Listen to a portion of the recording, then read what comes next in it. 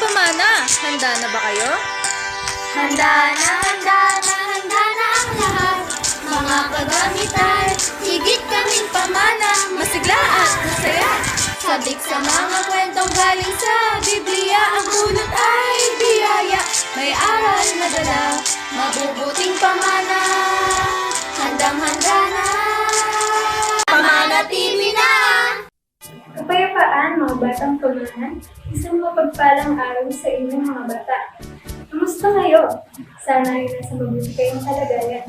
Ako nga pala si Teacher Kislon at ako ang makakasama ninyo upang kayo ay makapakinig ng panibagong kwento mula sa Biblia.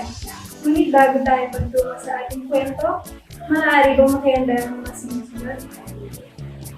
Lapis o ballpen, papel o notebook, at coloring materials. Mamaya ay gagamitin natin ito sa ating activity. Tara na at magpasimula na tayo. Tayo muna ay mananalangin para sa ating Panginoong Diyos. Aba, Ama naming Hari, Diyos na banal, dakila at makapangyarihan sa lahat. Panginoon, pinupuri at sinasamba ka namin. Maraming salamat po sa panibagong buhay at kalakasan na bigay niyo po sa amin. Humihingi po kami ng kapatawaran sa mga nagawa naming mga kamalian. Nawa po ay maihanda namin ang aming sarili at maging karapat-dapat po kami sa pagsamba namin sa iyo. Ang iyong banal na espiritu, nawa ang sumaamin sa gawain ito, lalo sa aming pakikinig ng iyong mga banal na aral at tulungan ninyo po ang aming mga guro sa pagtuturo at paggabay sa amin. Ito po ang aming hiling at pagpapasalamat sa pangalan niyo pong Diyos Kristo Jesus na aming tagapagligtas. Amen. Bago tayo tungo sa ating kwento mga batang pamana, mayroon muna tayong gagawin pagsasanay. Panuto. Isulat ang check kung ang pinapakitang larawan at pangungusap ay nagpapahiwatig na dapat manalangin at X naman kung hindi. Number 1. Kapag may pagsusulit sa pag-aaral.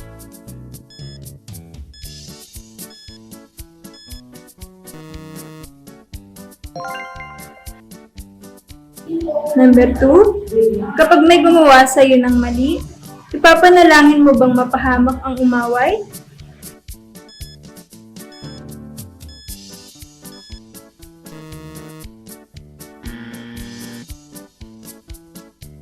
Number 3. Bago matulog at pagkagising, dapat bang manalangin?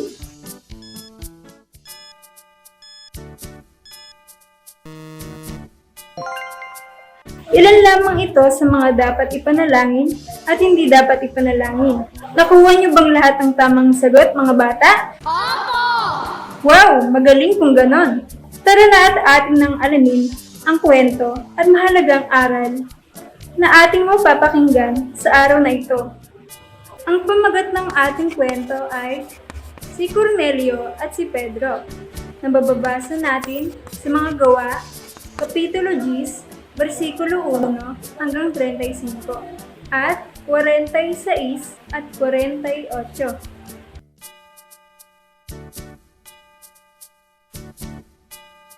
Sa Cesarea ay may isang lalaki na ang pangalan ay Cornelio. Isa siyang kapitan ng hukbong Romano.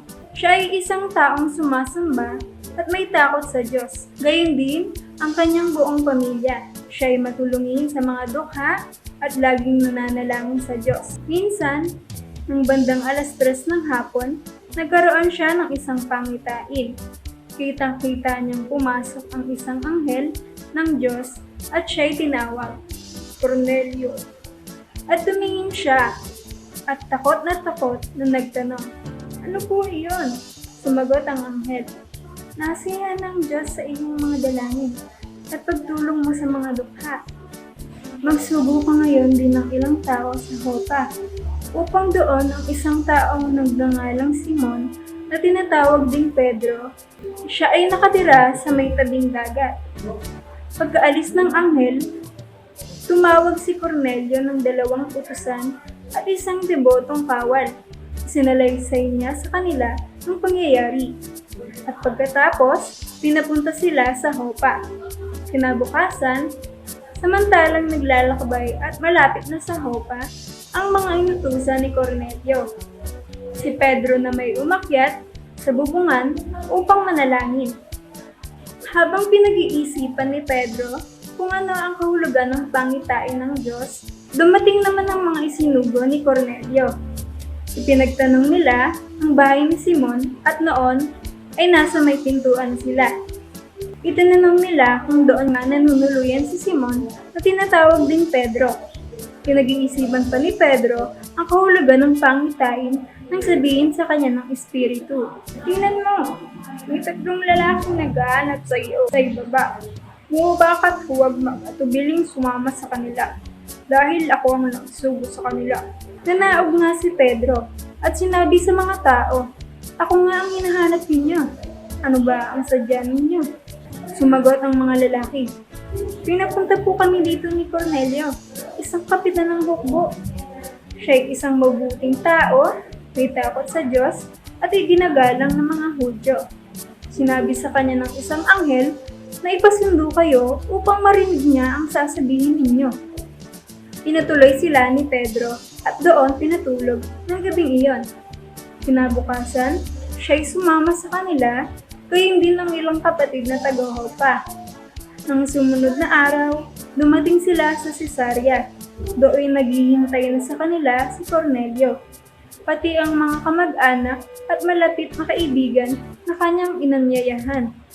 Sinalubong ni Cornelio si Pedro. Patira pa sa harap nito at sinamba, ngunit sinabi ni Pedro, tumayo ka, ako'y tao rin tulad mo. Patuloy silang nag-uusap habang pumapasok sa bahay at nakita ni Pedro na maraming taong natitipon doon.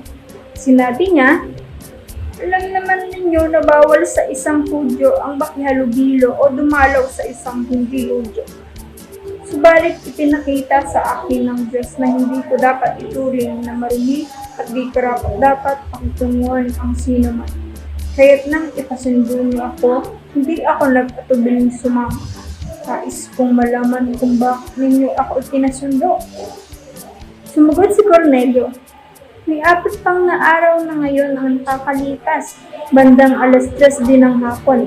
Habang ako'y nananalangin dito sa aking bahay, biglang tumayo sa harap ko ang isang lalaking nakakasilaw ang suotan.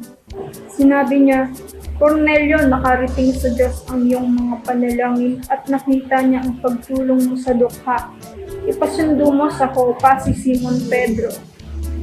Kaya't kaagad akong nagsugo sa inyo ng ilang tao, at sa inyong kagandahang loob ay pumarin kayo.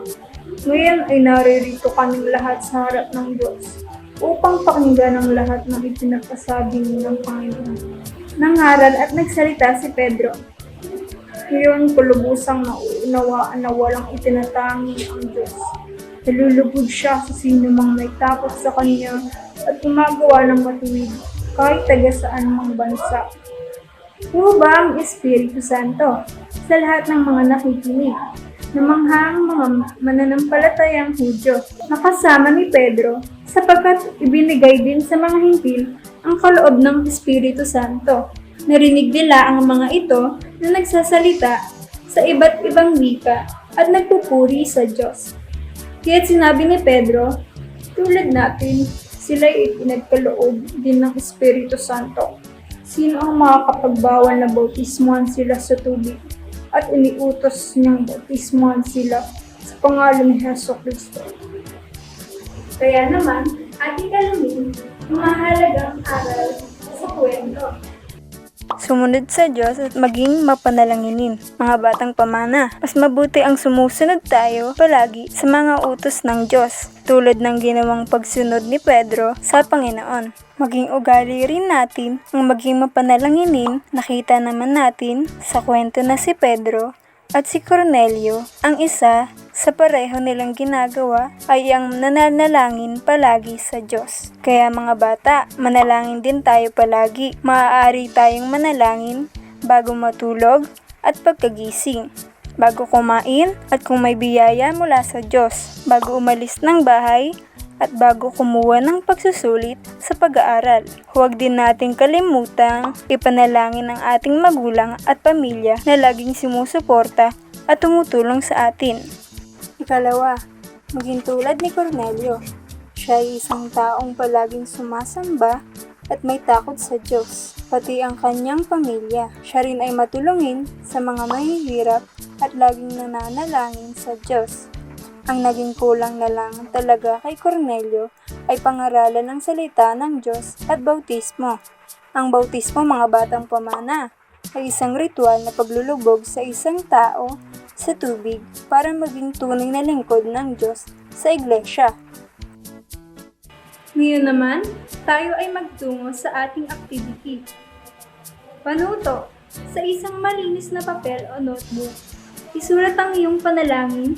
Maaaring ito ay para sa iyong sarili, magulang, kaibigan, kapatid, at iba pang kahilingan, at pagpapasalamat sa Diyos. Ilagay din sa pinakaibaba ang ating memory verse na mababasa sa Colossians 4 verse 2. Devote yourselves to prayer with an alert mind and a thankful heart. Tapos na ba kayo, mga bata? Wow, ang galing naman! Tayo ay magtatapos na kaya tayo muling mananalangin. Aba, Ama naming Hari, Diyos na banal, maluwalhati at makapangyarihan sa lahat, maraming salamat po sa kapayapaan at sa mga aral na itinuro niyo po sa amin sa araw na ito. Naunawaan po namin na mahalagang sumunod kami sa mga utos niyo, dahil ito ay para sa ikabubuti namin at nalaman naming mahalaga na kami ay maging mapalanginin sa iyo. Humihingi po kami ng kapatawaran sa aming nagawang kamalian. Tulungan niyo po sana kami na maging mabuti at masunurin pang mga bata.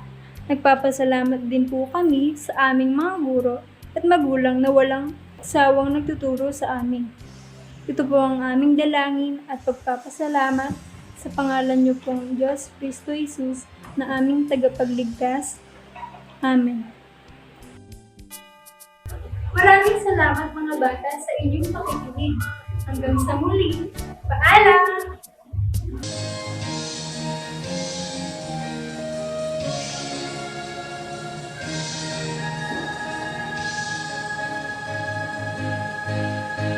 Sa mga kwento mo'y ginising ang puso ko nahihimbing. Nagturo ka sa akin nagkailambing, may pagmamahal ang bawat sabihin. Pansamantalay, miss pa muna o guro ko sinisinta, maging sa kapwa ko pamana, paalam na pansamantala. Miss pa na muna, aking kamag-aral na minamahal. Miss pa na muna, sa guro ko nagpapagal.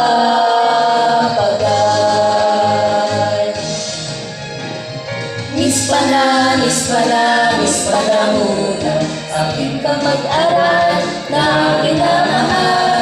Miss pa na muna, sa guro ko nagpapagal.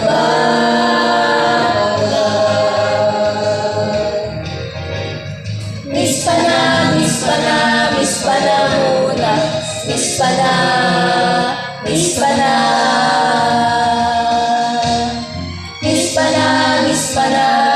na muna, miss pa na.